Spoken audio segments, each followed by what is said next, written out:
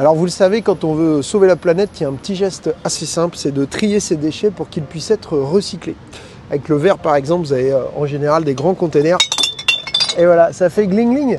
Et même des fois, ça casse dans le container. Et même quand ça casse pas, de toute façon, votre contenant en verre, que ce soit une bouteille, un bocal ou comme moi, un pot de yaourt, hein, parce que quand même, j'essaie de rester sobre à l'assemblée, qu'il soit cassé ou pas dans le grand container, de toute façon, il va finir cassé un peu plus tard dans le cycle du recyclage. Donc on va regarder si c'est vraiment la meilleure solution. Et moi, j'ai fait une proposition de loi justement pour favoriser la consigne du verre.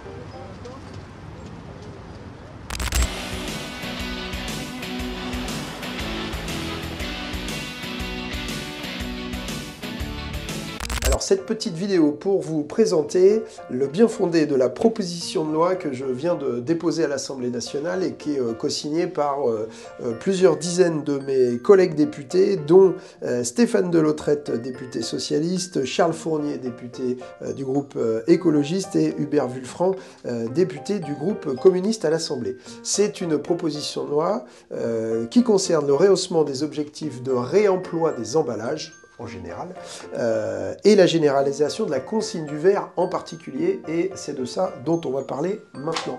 Alors, avant que je vous explique ce que je propose de changer avec ma proposition de loi, on va déjà regarder comment ça fonctionne le verre d'habitude.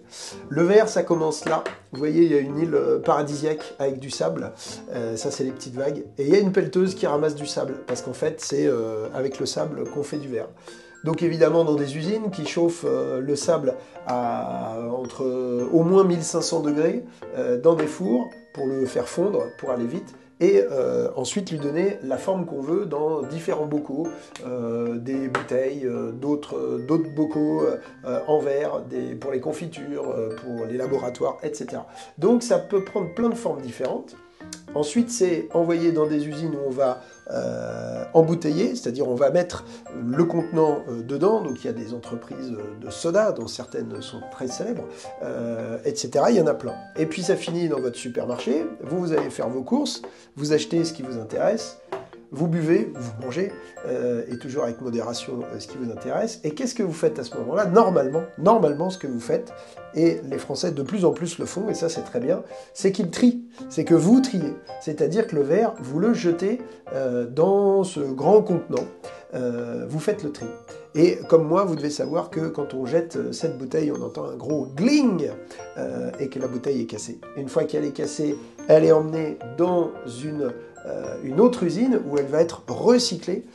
Recyclée, c'est-à-dire que ce verre qui est pilé maintenant, qui est en morceaux, on va le faire fondre à nouveau à 1500 degrés au moins, donc ça va demander énormément d'énergie. Pour faire quoi? Eh bien pour refaire les bocaux qu'on avait trouvés la première fois.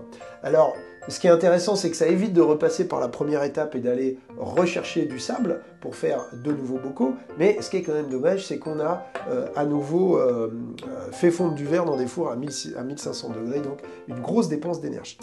Alors, pourquoi est-ce que moi je propose la consigne du verre? Eh bien, précisément pour que, après qu'on ait bu notre bouteille ou qu'on ait avalé notre pot de confiture, plutôt que de le casser pour aller le recycler, eh bien, on pourrait tout simplement laver une bouteille en verre, ça se lave très bien, et ça dépense évidemment beaucoup moins d'énergie, puisqu'on ne va pas refaire fondre du verre à 1500 degrés, et on va pouvoir, une fois que la bouteille est lavée, directement la re-remplir. Les entreprises qui conditionnent des sodas et des jus de fruits et tout le reste, et de la bière et que sais-je encore, vont pouvoir reconditionner tout de suite et ça va repartir dans les magasins. Donc vous voyez que le circuit, il est beaucoup plus court et que on évite toute cette dépense d'énergie. Alors c'est l'ADEME qui a fait les calculs, et la consigne du verre, c'est vertueux par rapport à produire des bouteilles neuves ou même par rapport à les recycler.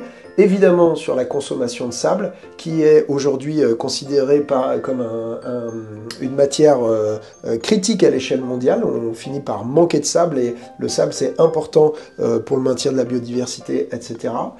C'est vertueux sur le plan des émissions de gaz à effet de serre. C'est vertueux évidemment sur la consommation d'énergie, je n'y reviens pas. Et c'est vertueux même sur la consommation d'eau. Ça consomme moins d'eau de laver une bouteille pour la remettre dans le circuit que d'en produire une neuve ou que de la recycler.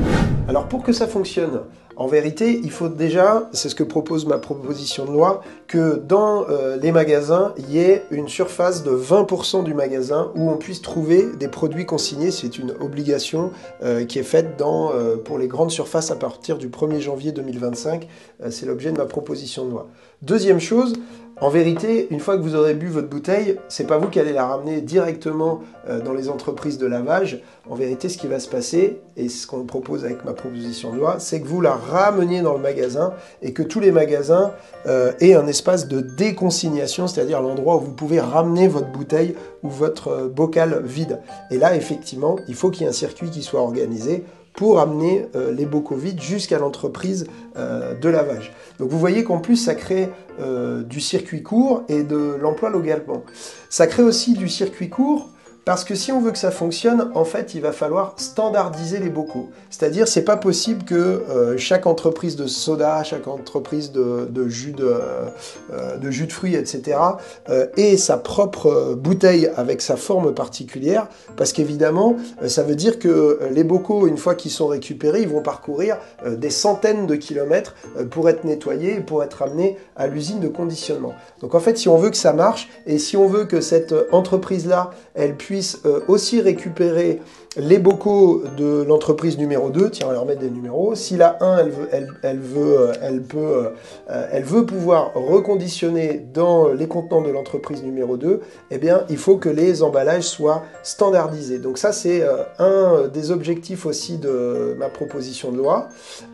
C'est quelque chose qui est déjà en train d'être travaillé, mais nous, ce qu'on propose, c'est que ce soit l'ADEME, une agence de l'État, qui supervise cette standardisation des bocaux pour que ça puisse fonctionner en circuit court et donc moins d'émissions de gaz à effet de serre, plus d'emploi local.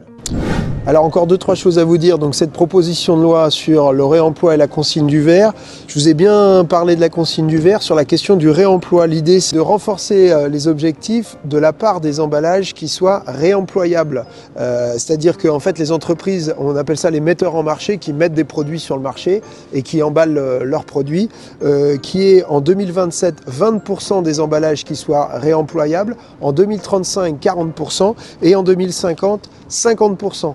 Deuxième chose, pour qu'une loi elle s'applique, eh bien en fait il faut qu'il y ait des sanctions. À l'heure actuelle, il y a déjà la loi AGEC et la loi Climat Résilience qu'on fixait des objectifs un peu timides, mais surtout qu'on n'atteint pas parce qu'il n'y a pas de sanctions pour les entreprises qui ne s'y mettent pas, alors que les entreprises disent, en tout cas pour la plupart d'entre elles, qu'elles sont prêtes à aller dans le bon sens, mais à condition d'être placées sur la même ligne de départ, c'est-à-dire qu'elles aient un cadre législatif et réglementaire qui fasse en sorte que quand une entreprise elle se lance dans le réemploi et la consigne, elle ne soit pas pénalisée par rapport à une autre qui ne serait pas obligée de s'y mettre. Donc la question des sanctions. Et troisième élément, c'est la question du financement, notamment pour aider les petites surfaces à faire aussi des espaces de produits consignés et des espaces où on récupère les bocaux consignés. Eh bien, pour qu'on arrive à mettre en place tout ce système-là, il faut qu'il y ait du financement. Et donc il y a une proposition de passer la part de l'éco-contribution. C'est ce que versent ces entreprises à l'ensemble de ce système.